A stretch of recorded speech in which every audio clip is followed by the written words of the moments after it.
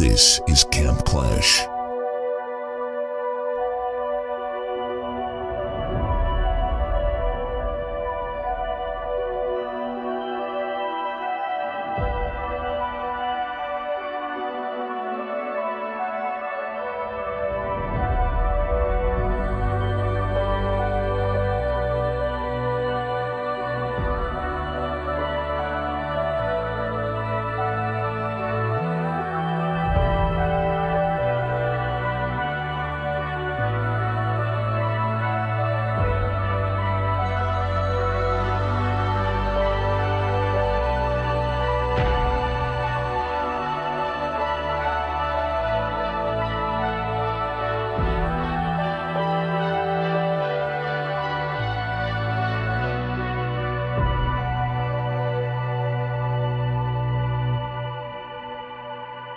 This is going to be the worst competition ever.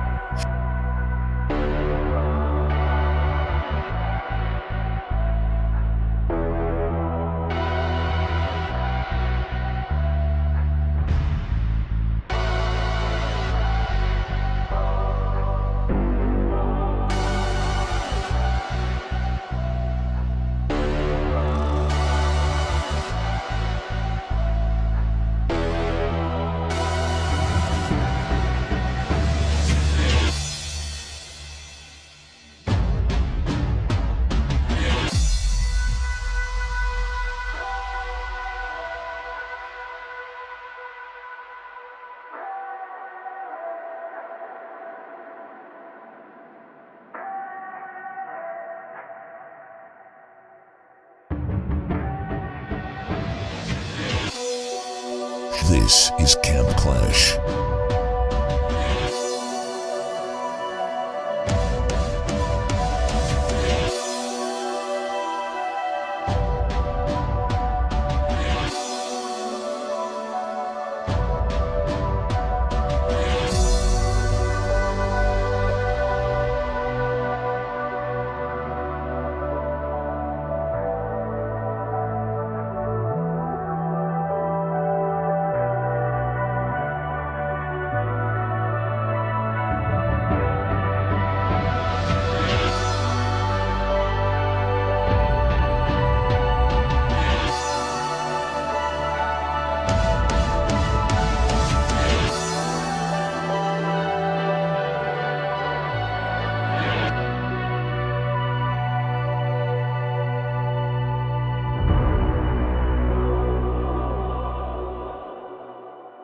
This is going to be the worst competition ever.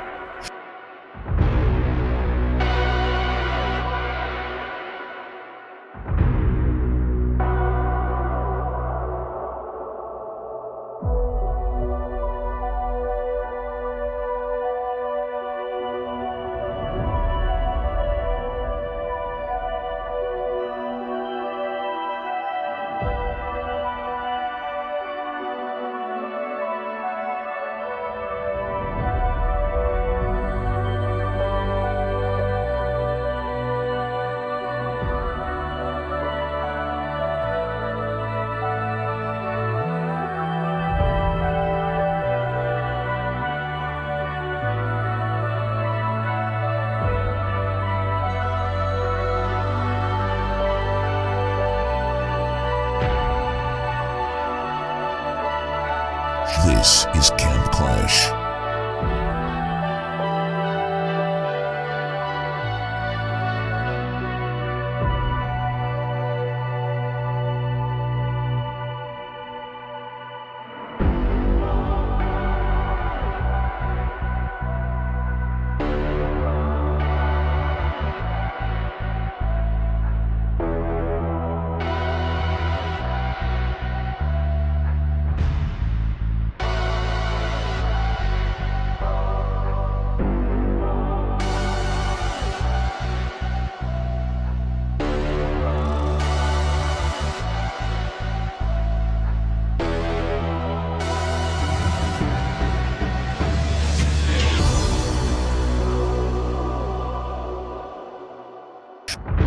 Sponsored by chaos, confusion, and questionable decision-making.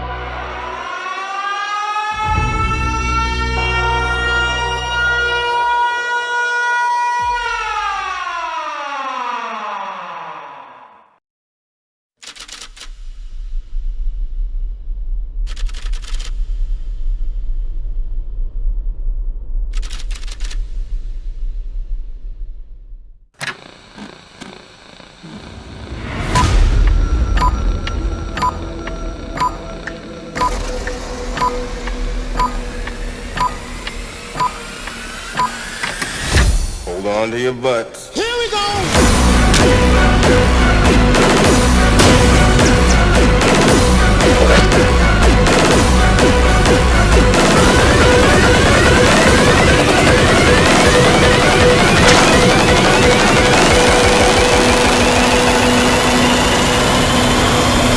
This is Camp Clash.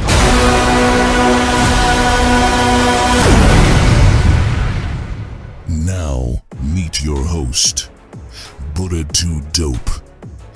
Welcome back, Wastelanders, to another action-packed episode of Camp Clash, the monthly Fallout 76 building competition where Appalachia's most talented builders battle it out for glory, bragging rights, and a shot at this year's World Championship. Every month, new challengers rise from the ruins with incredible creations, each one pushing the boundaries of imagination, survival, and style. From cozy hideouts to mechanical marvels, anything is possible here in the Wasteland. But in Camp Clash, it's not just about building, it's about proving yourself in the arena.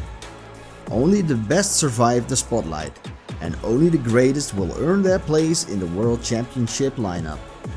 And speaking of the spotlight, this month we have something special. A new face is stepping into the judging panel. Who could it be? Let's find out who is going to be the guest judge in 10, 9, 8, 7. Stop! Come on, just tell everyone already. We can't keep the people waiting. Okay, you impatient bastard. This month's guest judge is Milne. That's right, the legendary Milne is joining the panel, ready to put every camp under the microscope. Our competitors will be judged across 5 categories: creativity, detail, functionality, overall impression, and that all-important wow factor. Every angle, every placement, every bold idea could be the difference between victory and defeat.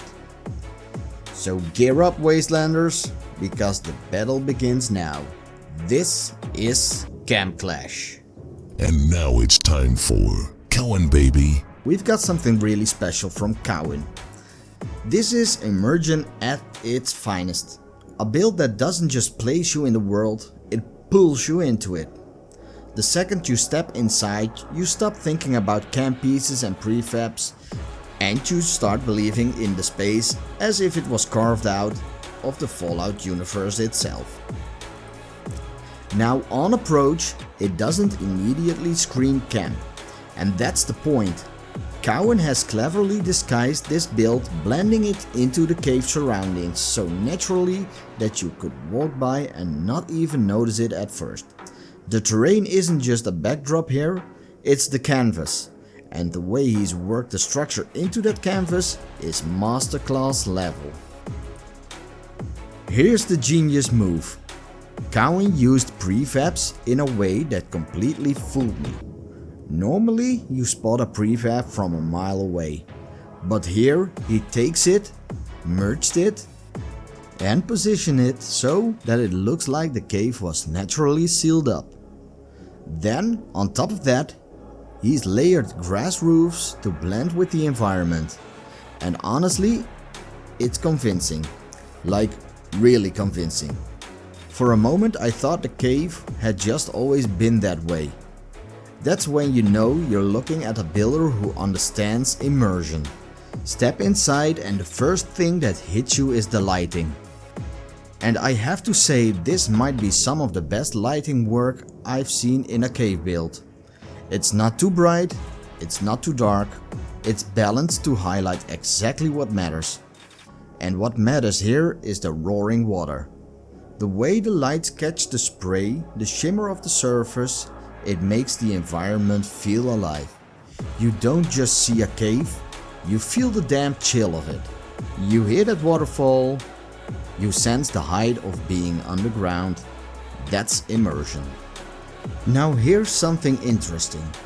The overall layout of this camp was a kind of maze, like quality to it. Pathways twist, corridors loop, and there's always another turn around the corner. In some builds that might be frustrating, but here it works. It adds to the atmosphere. You're exploring, you're searching, you're never quite sure what's coming next. It mirrors the feeling of actually being in a natural cave system. Sure, you could argue that it's not the easiest layout to navigate, but to me, that's not a drawback, it's a feature.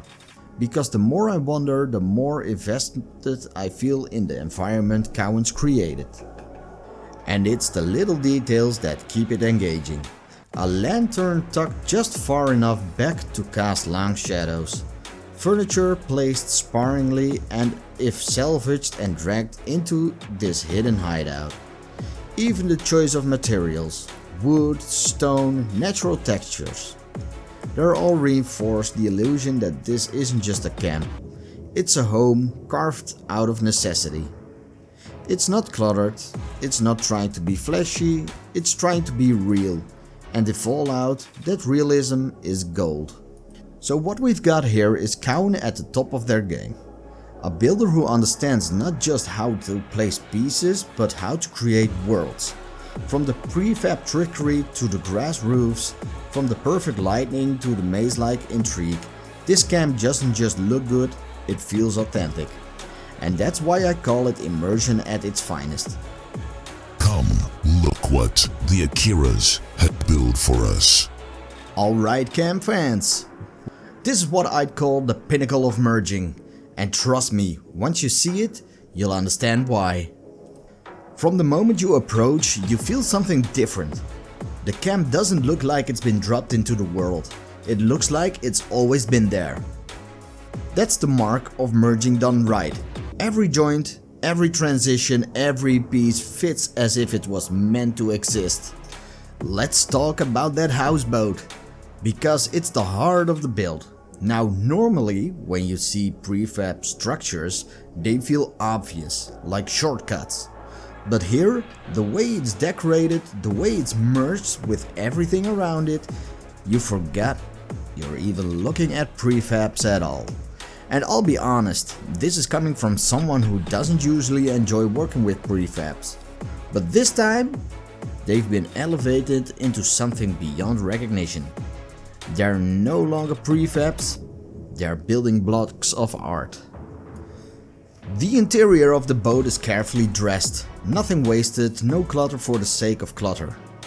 The flow makes sense, spaces connect smoothly, items feel like they belong, and even the little accent lamps, storage, small decorative touches contribute to the larger feel. You walk through and it doesn't just feel decorated, it feels curated. But what really pulls it all together, the thing that makes this from good to great, is the color palette and the lighting. That's where the atmosphere truly shines. The warm tones across the boat create the sense of comfort. Almost like a home you'd want to stay in, while the cooler shadows in certain areas provide balance. It's a painter's eye at work here, and the lighting, oh, it's perfect. This isn't lighting just for utility, it's lighting for mood. Lamp tucked in corners, highlights bouncing off wood and metal, shadows that add textures to the wall. You don't just see this camp, you feel it. And when the light hits the boat just right, you could swear you're looking at a still from a cinematic. And then there's the farm, classic Akiraas. That's the only way to describe it. The farm has this distinct elegance, organized, functional, but designed with a sense of beauty. It doesn't feel slapped together, it feels deliberate. Rows line up clearly, the placement has symmetry, and yet it doesn't sacrifice style. Farming here isn't just about resources, it's part of the visual experience. When you step back and take it all in, the houseboat, the farm, the surrounding atmosphere, you start to realize just how much mastery went into this. This isn't just a builder throwing down items and hoping it works. This is an artist with a vision. And that's why I call it the pinnacle of merging. Because merging isn't just about cramming pieces together, it's about making those pieces disappear. making them belong so naturally that a casual viewer can't tell where one ends and one begins. And that's exactly what's happening here.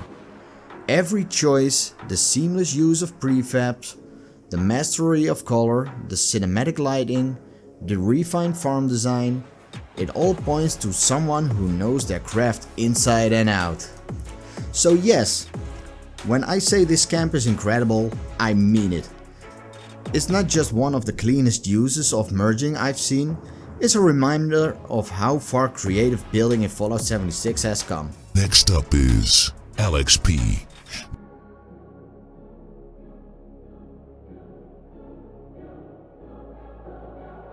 Next up, we're visiting Alex P, who is back with the Nature Lounge Resort. This one's all about atmosphere. A post-apocalyptic Airbnb getaway that feels like a slice of peace in the middle of the wasteland. The first thing you notice is how effortlessly it blends with the landscape. Too often, camps fight against their own environment. But here, Alex has done the opposite. Trees, rocks and the greenery aren't obstacles, they're allies. They're integrated right into the structure, making it feel like the camp grew organically from the land itself. The layout plays a huge role here. Instead of being rigid or boxy, it has this playful, meandering quality. You're not being directed forcefully down corridors, you're invited to wander, to take your time to discover. That loose, natural flow makes the whole place feel relaxing.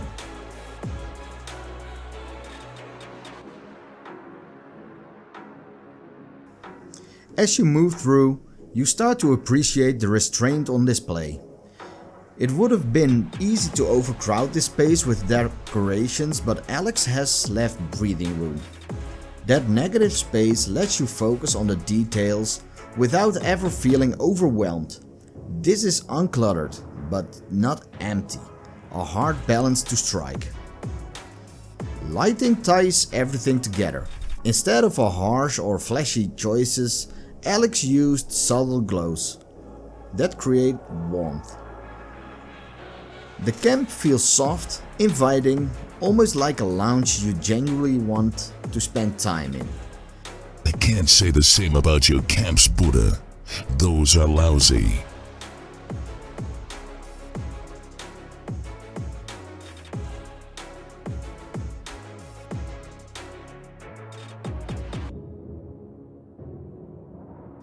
The Nature Lounge Resorts shows us that sometimes less is more.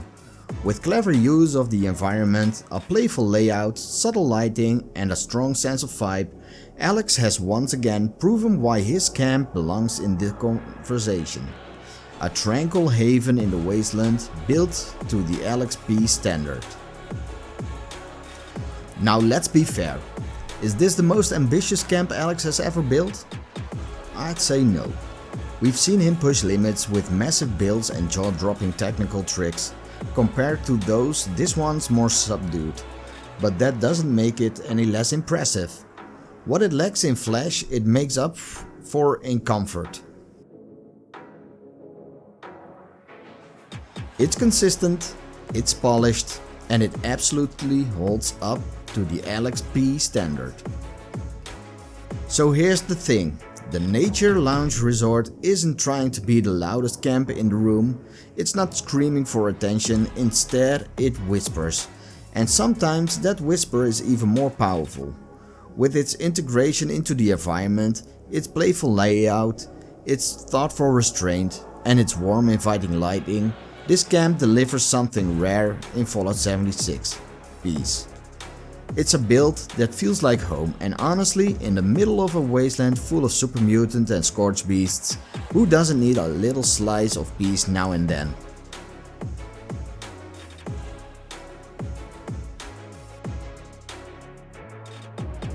And now, look at some art by Jackomara. Alright camp fans, buckle up, because next on our list is Jackomara's vehicle build.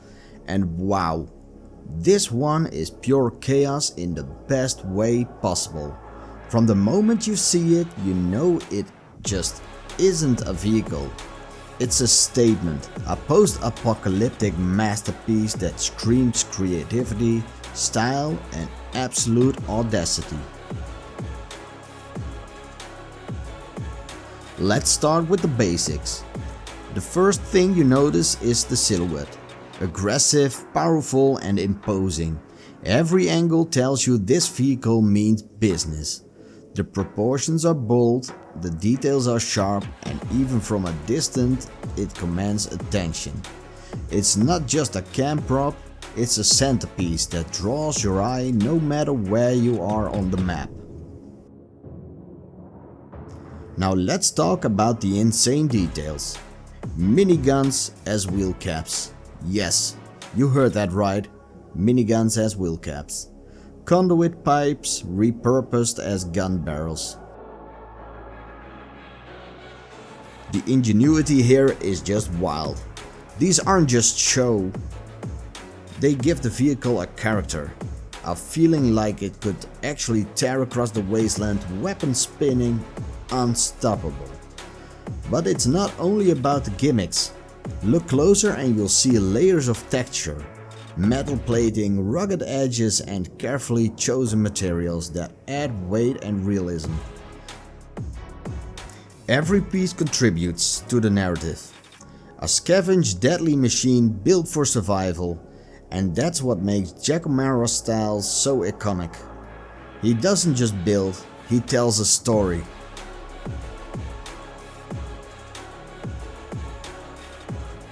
Even though it's a vehicle, there's this underlying sense that it could be functional. Cockpit space is believable, compartments feel purposed and everything is placed logically. That's a subtle touch you don't always get in over-the-top builds. It's just one thing to make a vehicle look cool, but to make it feel like it could actually drive through a wasteland and survive, that's next level. And let's not forget the sheer presence this vehicle commands. It's intimidating, it's creative, it's playful, and somehow it manages to hit all three at once. The build captures the energy of Fallout perfectly. A mix of chaos, ingenuity, and post-apocalyptic flair. It's exactly the kind of build that makes you stop, take a second look and say, how did they even think of this? Every element is bold, but it all comes together seamlessly. That's the hallmark of a top tier builder. So here's the takeaway. Jackomara's vehicle isn't just a build, it's an experience. From the minigun wheels to the gun barrel conduit pipes, from rugged detailing to believable structure, it's post-apocalyptic creativity at its finest. It's bold, it's innovative, and it's unapologetically Jackomara. This is the kind of camp build that reminds you why you love Fallout 76, a space where imagination runs wild, where technical skill meets storytelling, and where one vehicle can steal the spotlight. A masterpiece, a statement, and honestly, just awesome. Yo, Moonlight Cowboy, show us what you build here.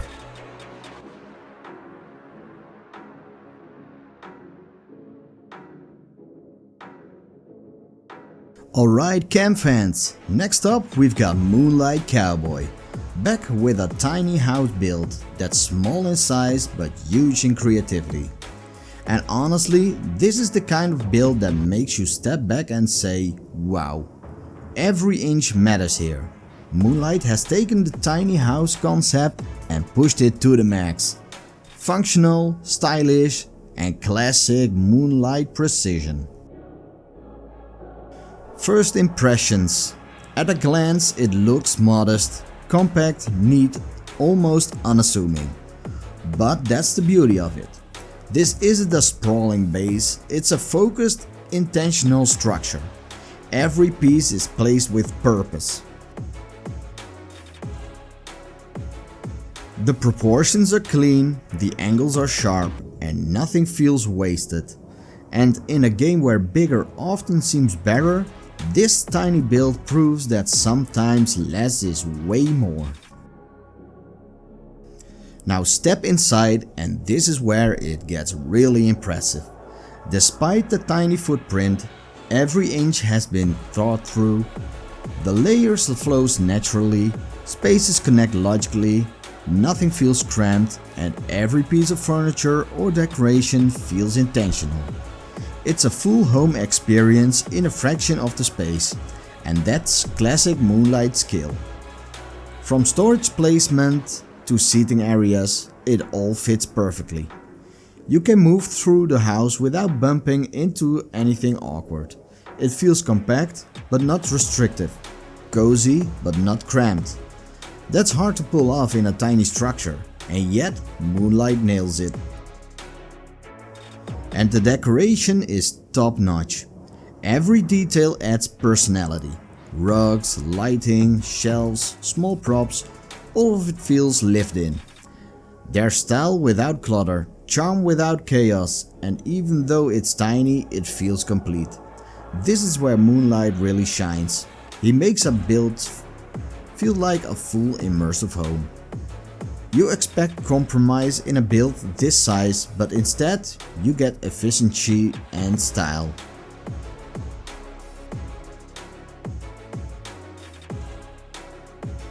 Now, if we're being picky, there's a little space visible under the structure behind the ladder. It's a minor detail, nothing that ruins the build, but when everything else is this polished, it's noticeable for a second. And that's okay. Tiny details like this don't take away from the overall impact.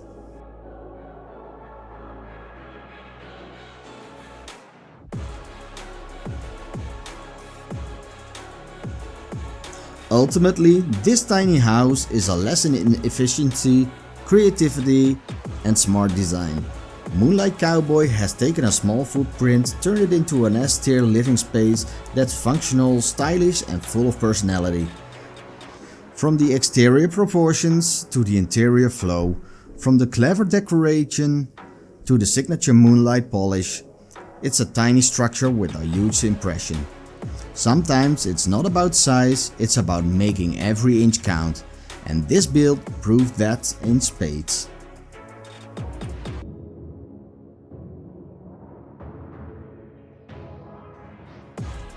Make way for the next generation of talented builders. 6 Samurai.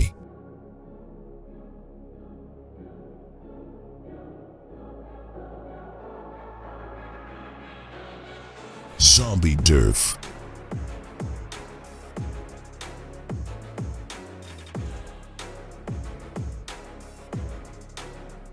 Lady Sugar Bomb.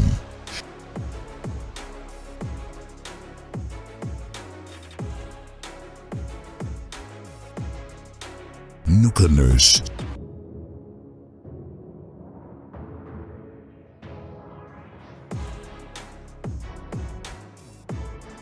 Mechanical Cyborg.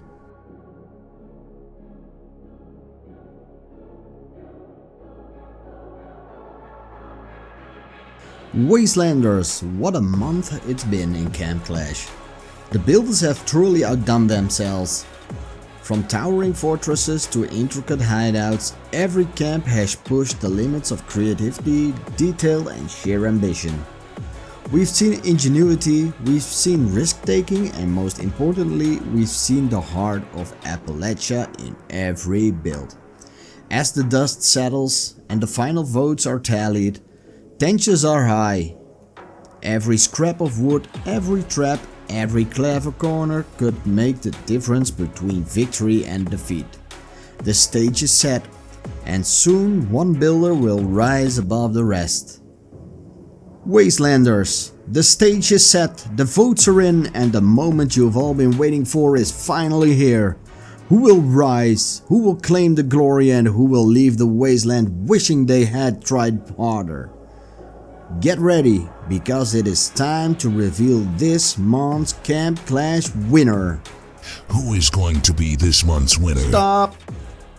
Shouldn't you be doing a countdown or something? It's for the winner, for crying out loud. Why don't you stop interrupting me and do it yourself, you freeloader? Oh please. I'm the only thing keeping you from wandering off and getting lost in the wasteland while you try to read your own script. Don't forget who's really running this show.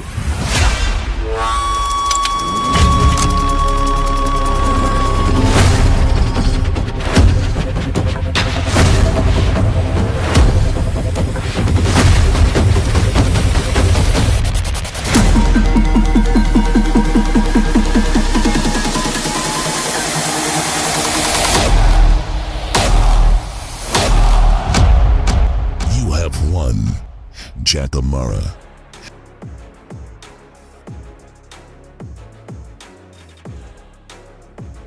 And the crown goes to Jackomara. This month's champion truly earned it, delivering a camp that combined incredible creativity, meticulous detail, flawless functionality, and an undeniable wow factor. Every corner of Jackomara's build told a story, from clever placements to beautifully crafted car parts, and it all came together in a way that me and my guest judge Milne absolutely blew away.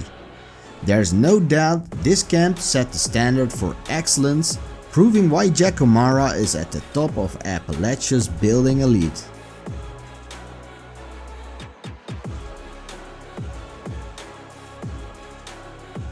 And now the top 5 builders of this month's Camp Clash. In first place, we've got Jackomara. In second place, Moonlight Cowboy. Third place, Cowan Baby. Fourth place, Alex P. And fifth place, the Akiraas. What an incredible lineup. Each of these builders brought something unique to the competition, and every spot on this list was well earned. Here's the exciting part. The first and second place builders, Jackomara and Moonlight Cowboy, have now officially secured their spots in this year's World Championship. That means they'll represent Appalachia on the biggest stage, going head to head with the best builders from around the globe. For now, let's take a look back at all the incredible competitors who brought their talent, passion and vision to this month's Camp Clash. Each one helped to raise the bar for what's possible in Fallout 76.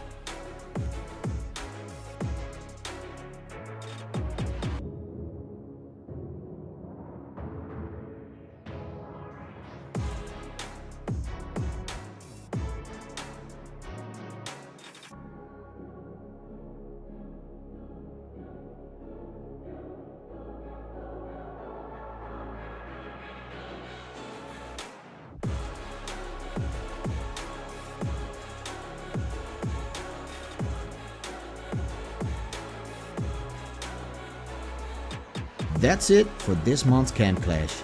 Huge congratulations to our winners, a massive thank you to all competitors, and special thanks to Milne for joining the judging panel. We'll see you next month for more building battles, more creativity and more Wasteland glory.